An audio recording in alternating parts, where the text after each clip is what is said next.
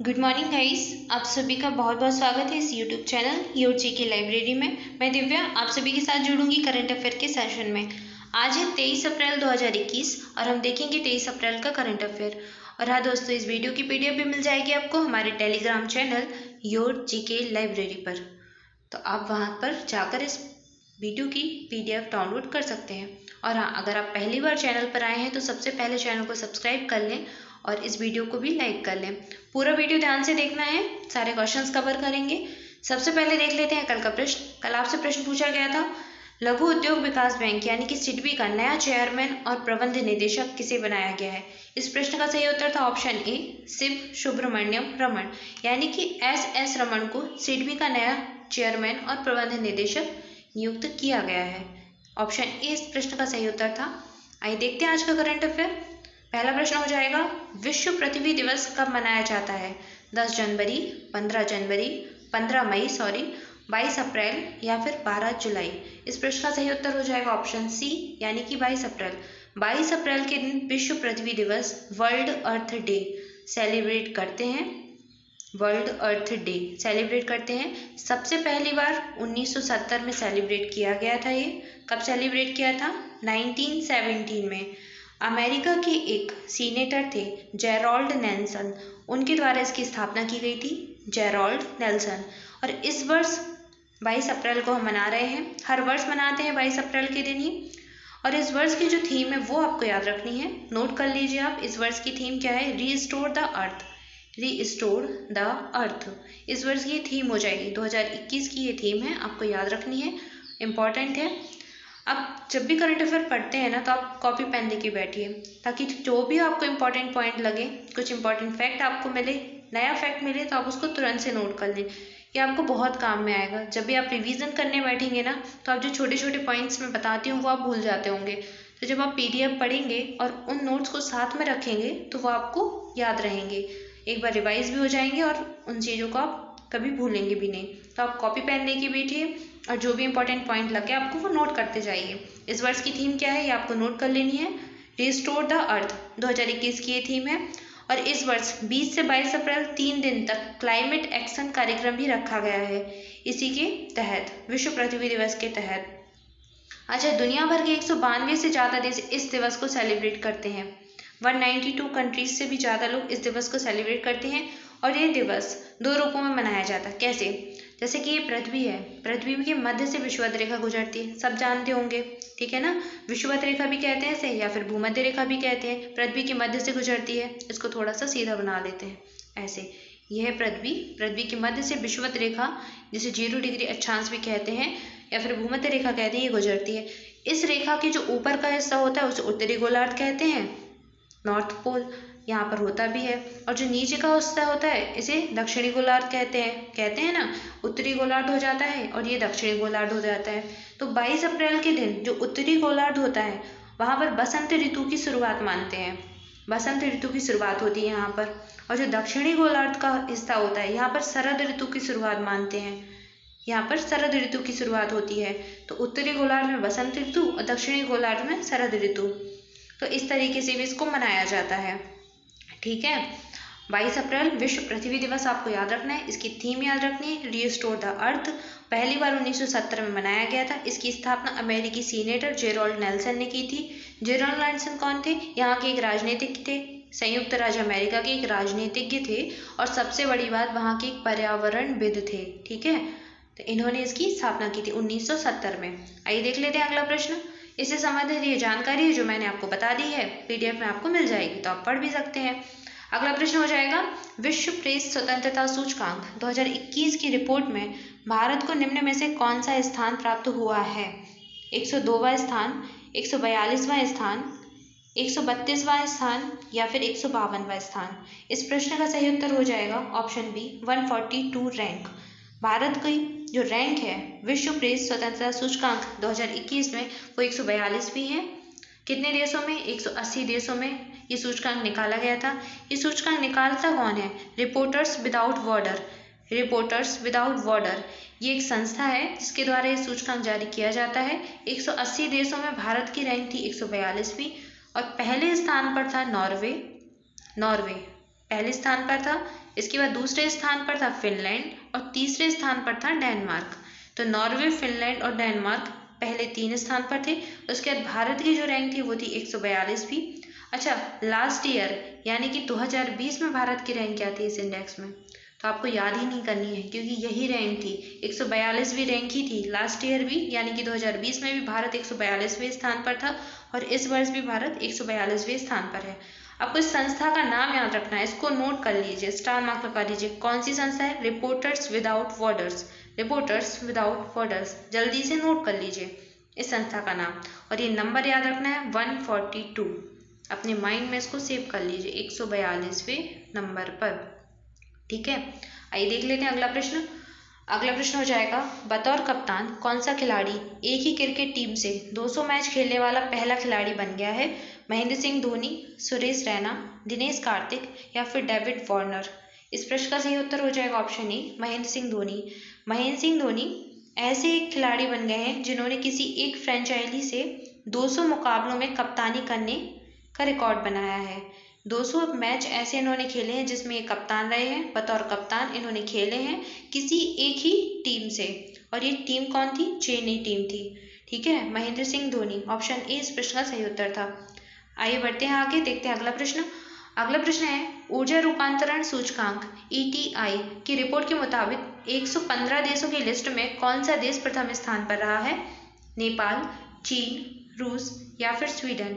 इस प्रश्न का सही उत्तर हो जाएगा ऑप्शन डी, यानी कि स्वीडन। स्वीडन इस सूचकांक में, इस रैंक में, इस इंडेक्स में पहले स्थान पर रहा है। 115 देशों की ये लिस्ट थी, 115 देशों की ये लिस्ट थी।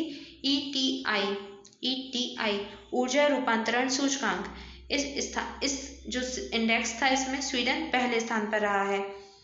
और इस सूचकांक में भारत की रैंक क्या थी? इस सूचकांक में भारत की रैंक थी 87th, 87वें स्थान पर भारत रहा 115 देशों में। स्वीडन पहले स्थान पर रहा। और जो टॉप 10 कंट्रीज थी ना इस इंडेक्स में, वो यूरोप की ही थी। यूरोप के पश्चिमी और उत्तरी भाग की कंट्रीज थी। पहले स्थान पर स्वीडन था, दूसरे स्थान पर नॉर्वे और तीसरे स्थान पर कौन था ये आपको बताना है कमेंट बॉक्स में करके, सर्च करके आप बताइए थर्ड नंबर पर इस इंडेक्स में कौन सा देश रहा है। पहला और दूसरा मैंने आपको बता दिया, स्वीडन और नॉर्वे था। थर्ड नंबर आपको बताना है। भारत की रैंक मैंने बता दी, भारत की रैंक इंपॉर्टेंट है आपके लिए। भारत की रैंक 87th थी 115 देशों में। ठीक है, ये जो सूचकांक है ऊर्जा की प्रणालियों के प्रदर्शन के बारे में नजर रखता है, ऊर्जा रूपांतरण सूचकांक। देख लेते हैं अगला प्रश्न, बढ़ते हैं आगे। नेक्स्ट है, प्रियंका मोहिते नेपाल की किस चोटी को फतह करने वाली पहली भारतीय महिला बन गई हैं? Mount Everest, Kanchenjunga, mount Annapurna या फिर मकालू एवरेस्ट? इस प्रश्न का सही उत्तर हो जाएगा option C, mount Annapurna. Annapurna पर्वत की फतह करने वाली प्रियंका मोहिते पहली महिला बन गई हैं। ये पहली ऐसी भारतीय महिला है जिन्होंने अन्नपूर्णा, जो माउंट अन्नपूर्णा चोटी है उसकी फतह की है, उस पर चढ़ाई की है, प्रियंका मोहिते। ये जो चोटी है माउंट अन्नपूर्णा, ये नेपाल में स्थित है।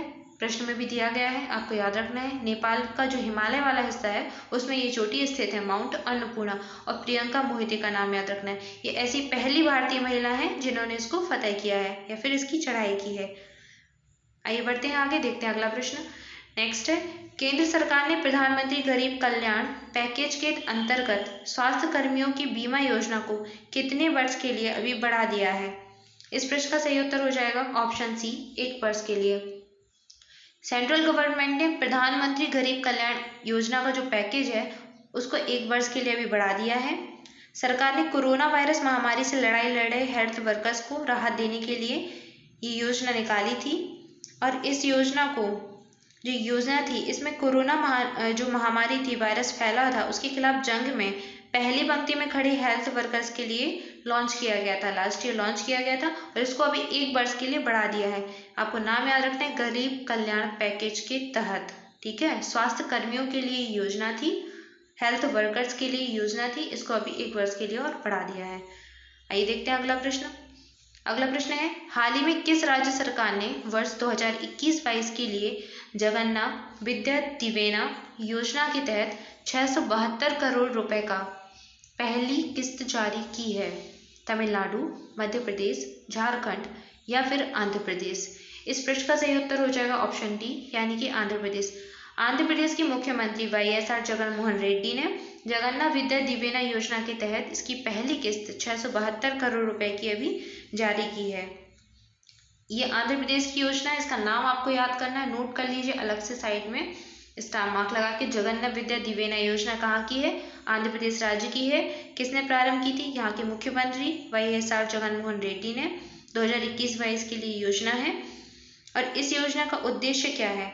इस योजना का उद्देश्य है उन सभी छात्रों को छात्रवृत्ति प्रदान करना जो कि वित्तीय बोझ के कारण अपनी फीस का भुगतान करने में सक्षम नहीं है। यानी कि कुछ ऐसे बच्चे जो कि अपनी फीस का, स्कूल की जो फीस होती है उसका भुगतान नहीं कर पाते, उसकी वजह से पढ़ नहीं पाते, तो इस योजना के तहत उनकी फीस का भुगतान किया जाएगा और उनकी पढ़ाई पूरी कराई जाएगी। ठीक है, आंध्र प्रदेश के मुख्यमंत्री ने शुरू की है। आंध्र प्रदेश के मुख्यमंत्री कौन है? YSR जगनमोहन रेड्डी। जगन्नाथ विद्या दिवेना योजना आपको याद रखनी है। आइए देखते हैं अगला प्रश्न। अगला प्रश्न हो जाएगा, केंद्रीय मंत्रिमंडल ने हाल ही में भारत के व्यापार उपचार महानिदेशक और किस देश के व्यापार एवं शुल्क आयोग के बीच हस्ताक्षरित समझौता ज्ञापन को मंजूरी दे दी है? बांग्लादेश, नेपाल, चीन या फिर रूस? इस प्रश्न का सही उत्तर है ऑप्शन ए, बांग्लादेश।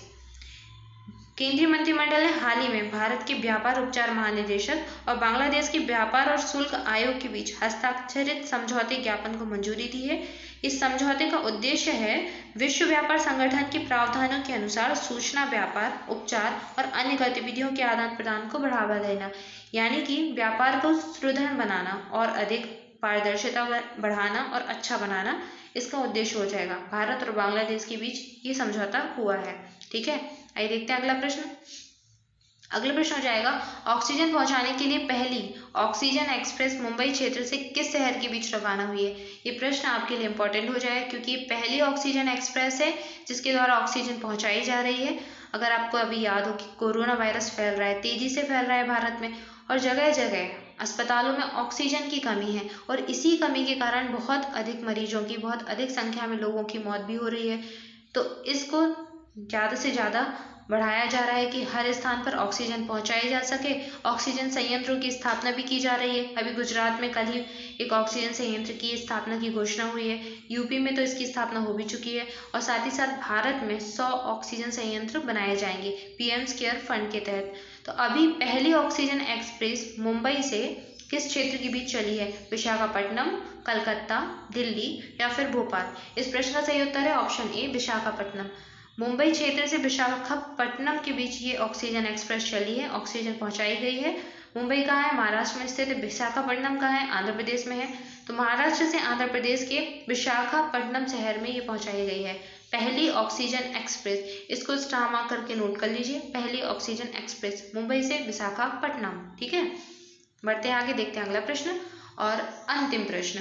LIC ने डिजिटल भुगतान सेवा को आसान बनाने के लिए किसके साथ समझौता किया है?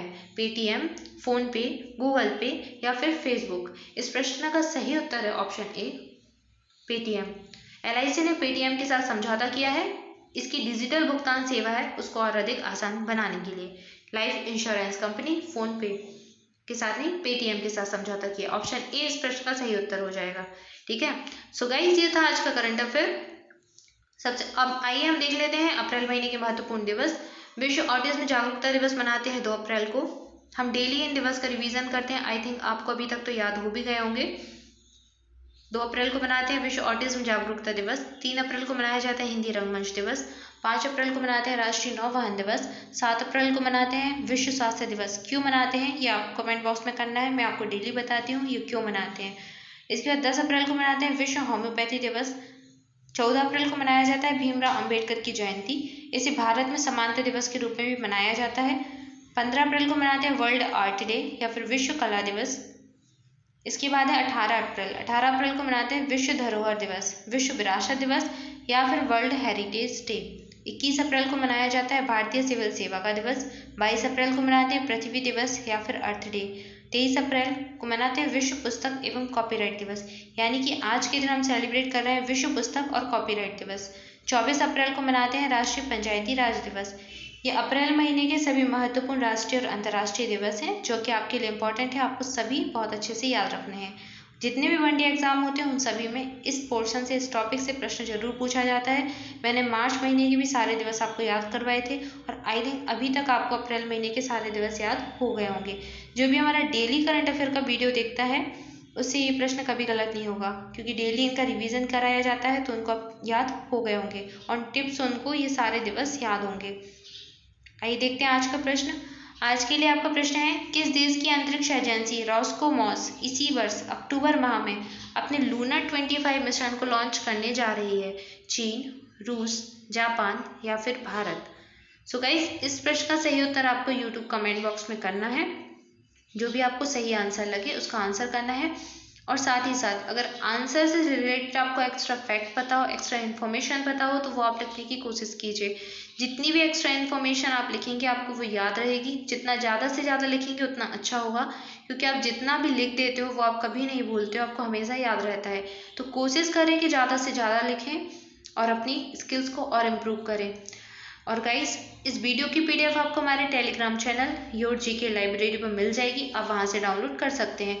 और टेलीग्राम चैनल की लिंक आपको इस वीडियो के डिस्क्रिप्शन बॉक्स में मिल जाएगी, तो आप वहां से ज्वाइन कर सकते हैं, या फिर डायरेक्ट भी टेलीग्राम पर जाकर योर जीके लाइब्रेरी टाइप करेंगे तो आपको टेलीग्राम चैनल मिल जाएगा, तो आप ज्वाइन करके वहाँ पर जा सकते हैं। मैं आपसे कहूँगी कि आप टेलीग्राम चैनल जरूर से ज्वाइन करें, क्योंकि वहाँ पर आपको बहुत सारा स्टडी मटेरियल भी मिल जाता है, प्रीवियस ईयर के क्वेश्चन मिल जाते हैं, प्लस आपको लेटेस्ट अपडेट मिलती है, सबसे पहले आपको टेलीग्राम पर मिलती है। तो आप जरूर से ज्वाइन कर लें, आपको अपडेट्स मिलती रहेंगी सारी। इसके बाद आप हमारा फेसबुक पेज भी ज्वाइन कर सकते हैं, हमें कूपर फॉलो कर सकते हैं, इंस्टा पर फॉलो कर सकते हैं, ट्विटर पर भी फॉलो कर सकते हैं। और गाइस, सबसे पहले हमारा यूट्यूब चैनल सब्सक्राइब कर लें। अगर आप पहली बार आए हैं तो चैनल को जल्दी से सब्सक्राइब कर लें। साथ ही साथ आपके जितने भी फ्रेंड्स हैं, जितने भी स्टडी ग्रुप हैं, सबके साथ शेयर करें। और हाँ, इस वीडियो को लाइक करना बिल्कुल ना भूलें। बिना वीडियो को लाइक किए बिल्कुल नहीं जाना है, सबसे पहले वीडियो को भी लाइक करना है। So thank you guys for watching this video. मस्त रहें, मुस्कुराते रहें और पढ़ाई करते रहें। मिलते हैं नेक्स्ट वीडियो में। Thank you so much.